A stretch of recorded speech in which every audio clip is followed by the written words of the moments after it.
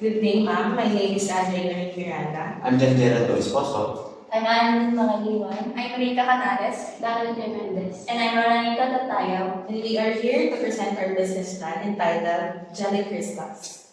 Jelly Crystals is a dessert made from sweetened coffee that mixed with gelatin or agar-agar to jelly-like consistency. It is popular in Japan, where it is often found in most restaurants and convenience stores. It is often cut into cubes and served in a variety of dessert dishes and beverages. Cubes of coffee jelly, fruit flavors, pandan, ube, chocolate, and many more are added to sugar or syrup, making it refreshing and unique. Some variations also use condensed milk, evaporated milk to enhance its flavor. Mission and vision. For our mission, the project's top priority is to provide good quality and appetizing snacks, delicacy that would fill and satisfy the customer's curiosity and cravings. It will know in our place and will exceed their expectation. Vision. The project top priority is to provide a good quality and appetizing snack, delicacies that would fill and satisfy the customer curiosity and cravings. It will be known in the place and it will be exceed their expectations. The goal and objectives. To establish quality assurance, ensure the jelly is consistent, texture and flavor and appearance. And to innovation, develop new flavors of variation such as vegan or low quality versions. To target market engagement, focus on specific audience such as coffee lovers, dessert entities, enthusiasts, or health conscious consumers. Our logo description. The color is brown to make it simple by matching the font to make it aesthetic. The JC represents the brand name and also the design itself. The tagline is, taste the creaminess in every sip. SWOT analysis. Strength. Budget-friendly price with quality products, sustainable for everyone's day and variety to product. The weakness is maintaining reputation and there is no prior experiences. Opportunity. Market opportunity, unique in the market, and creating brand awareness via social media. Threats. Lots of competitors, not everyone likes coffee, and can financially support the business. 4Ps. Product. Jelly Crystal is made with jelly milk and it comes with different flavor. Price 16 ounce cup for 50 pesos. Place. Located at Barangay Sampaloc, Tanay Rizal. Promotion. We promote our business using media. Also, we use direct marketing to encourage young adults to buy the products. Marketing plan. Executive summary. Jelly Crystal is a newly emerged business in Sampaloc, Tanay Rizal, managed and owned by the student named Andre, Jairaro Narika, Gerald, Darren, and Annalyn, who dream of having a business and taking the rest to invest her 20 pesos. Market strategy. Number 1, boost our sales. Number 2, brand engagement, awareness. Number 3, good customers relations. Number 4, gather feedback. Target market. The young adults, coffee enthusiasts, and dessert lovers who enjoy innovation coffee bestly. It appeals to those looking for unique, refreshing, and light dessert. Health conscious consumers and those seeking low calories indulgence may also be drawn to it. Marketing strategies. Number 1, product development. Offer different flavors of jelly, including coffee jelly, ube, cheese, fruit, cereals, and many more, to attract different people test. Number 2, pricing strategy. 30 pesos for small bottle, 150 ml.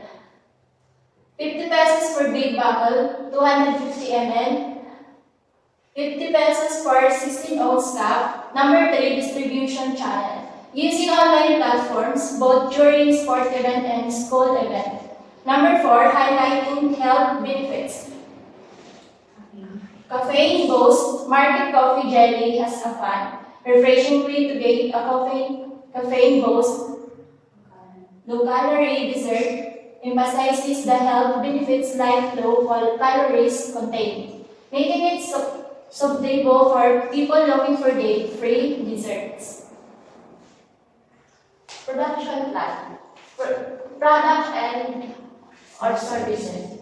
Jelly Crystals is a product that we will offer to the customers. We are offering desserts made from different flavors. The gelatin that is cut into cube size jelly which is added into a mixture of condensed milk and cream. We the entrepreneurs are also the ones who are making this in order to sell certainty. Location of the place. Jelly Crystals is located at University of Rizal System, the main campus, Barangay Sampaloc, Calayansan, during Monday to Thursday. Size of the business. Jelly Crystals is a micro business since we are still a startup process. Our product will be first offered online located at Barangay Sampaloc, Calayansan. Ingredients: coffee, fruits, pandan, ube, and other flavors. Cream densada, condensed milk or evaporated milk. All-purpose cream, gelatin, sugar, cheese, optional. Manufacturing process. Number 1, ready all the needed ingredients, then prepare them to start cooking the jelly. Number 2, mix the flavor, sugar, and jelly at the same time in the water and continuously stir. Number 3, after cooking, pour the mixture in a bowl and put it inside the fridge and let it cool for an hour. Number 4, after it becomes solid, slice the jelly into cubes. Number 5, prepare the needed milk and cream to complete. Number 6, combine all the ingredients in a huge bowl, milk, cream, and jelly cubes prepared in a put it on the bottle. Equipment and machinery needed. Bottle, refrigerator, cooler, casserole, bowl, stove, mixing spoon, measuring cups, and spoon are the materials needed in making the product. So here are the costs listed in our presentation, same as the cost of the equipments and ingredients we use. This is our organization plan, financial plan, income statement, long-term financial statement from January to December 2024 to totaling all the expenses per month, selling to 12,900 cups for the whole year for 50 pesos each, with the total of our revenue for the whole journey of selling is 645,000 pesos. So our revenue is 645,000 pesos. Operating expense for the bottle and cups, 51,600. Ingredients, 65,000. Gas for stove, 12,000. Transportation, 12K. Rent expense, 42,000. Utility expense, 20,000. Total of expenses is 202,600. And our income for the whole year is 442,400 pesos. This is our documentation where we were conducting this activity and the feedback of our customers. Thank you.